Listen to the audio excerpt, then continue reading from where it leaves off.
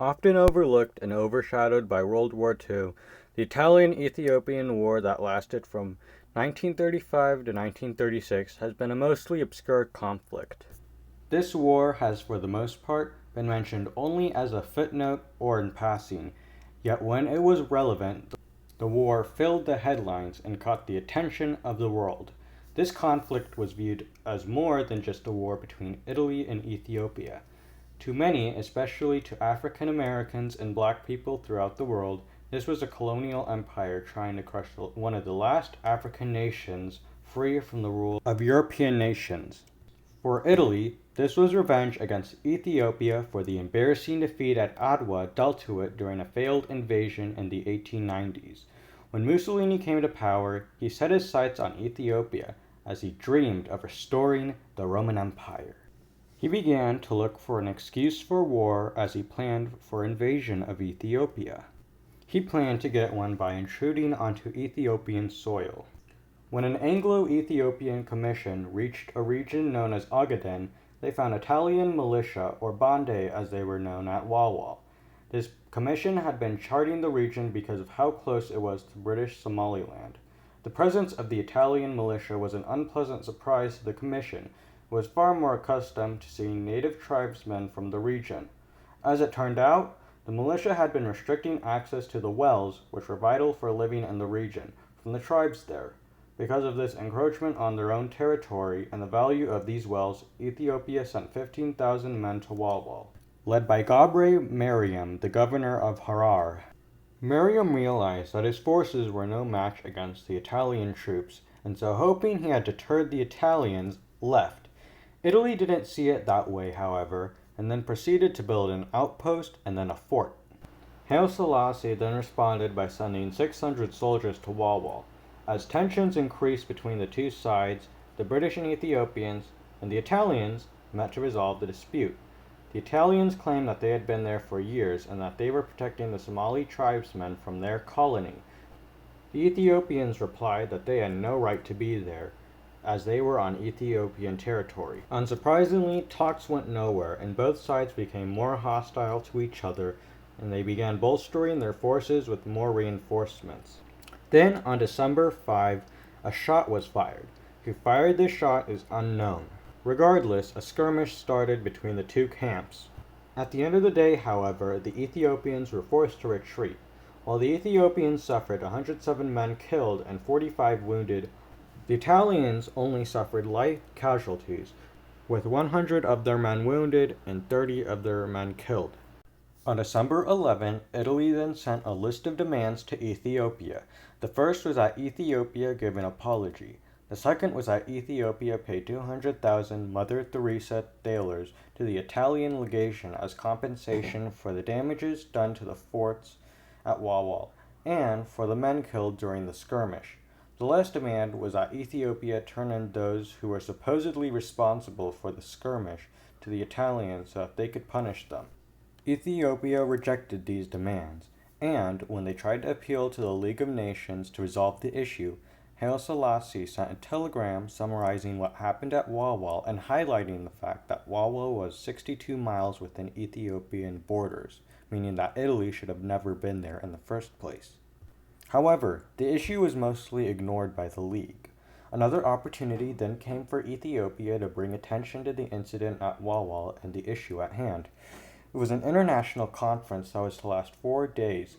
However, during the conference, nothing was said or done about Italy's encroachment and intrusion of Ethiopian territory. France and Britain, which were prominent members of the League, stayed quiet, and their diplomats only discussed the issue with the Italians briefly and only in private. During these private talks, the Italians implied that they might invade Ethiopia. Haile Selassie also sought help from the United States to resolve the dispute. However, the U.S. government was uninterested. While the League and many other major powers ignored the issue around Ethiopia, many others took notice. Many blacks around the world took interest and sensed a war coming. Because of this, many African Americans decided to go and fight for Ethiopia. Many groups formed, raising money, creating their own militias, and arming themselves for the upcoming war. The U.S. government, however, prevented these groups from leaving by denying African Americans passports. Despite the government's attempts to keep African Americans from going to Ethiopia, some still managed to make it there. One example is that of James Charles Robinson. He was a pilot who got himself to Ethiopia with the cover story that he was just selling civilian aircraft to the Ethiopians. He would play a role in flying the emperor to needed destinations during the war and creating an air force for the country. Tensions also arose between Italian Americans and African Americans. As the two groups became more hostile to each other, street fights between them became common and bloody, forcing the police to intervene. Liberals, leftists, and communists alike were also outraged at Italy's attempts to take over Ethiopia. They viewed this as a warning of the growing danger of fascism. The press also seemed to take more interest by the events going on in Ethiopia than the League was. At first, when the skirmish happened, the news of this event was only in small sections of the newspapers. However, by February of 1935, the increased tensions and threat of war was making the headlines. To get rid of criticism over its lack of action, the League passed an arms embargo on both Italy and Ethiopia. This only punished Ethiopia, though, because for months Italy had stockpiled and prepared their resources for an invasion. Not only that, but the Ethiopians badly needed supplies and equipment since they only had old rifles, clubs, spears, and swords, and outdated artillery for weapons. Despite this embargo, some supplies such as rifles, artillery, and more managed to trickle in. Unfortunately, these were small in number.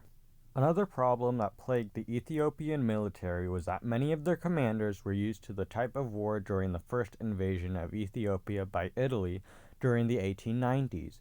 They were not prepared for the new type of warfare that included armor, aircraft, and a myriad of new tactics and weaponry.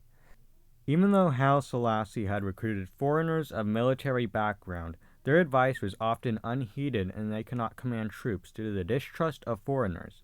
Nonetheless, some progress was made to modernize the military. Their success was limited due to said shortage of supplies and distrust of foreigners.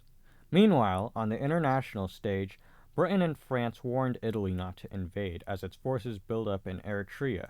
However, thanks to many bluffs pulled off by Mussolini, France and Britain were too cautious in their attempts to deter Italy from war. Months went on and talks continued to go nowhere.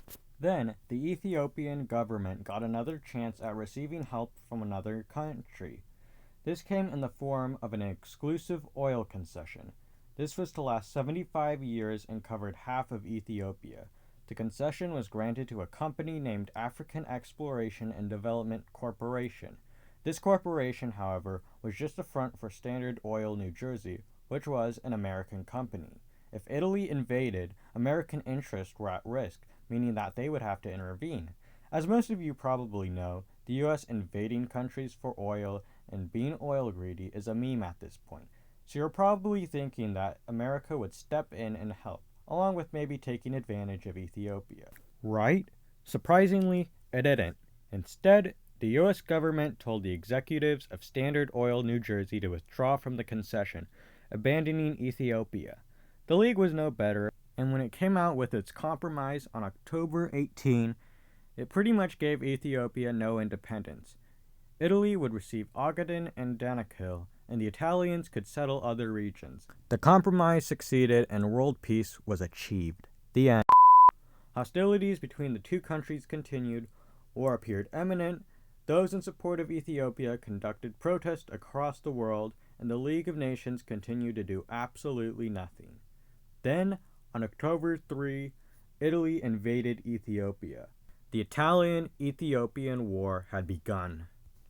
If you like this video, then be sure to subscribe, as part 2 will be available in a few weeks.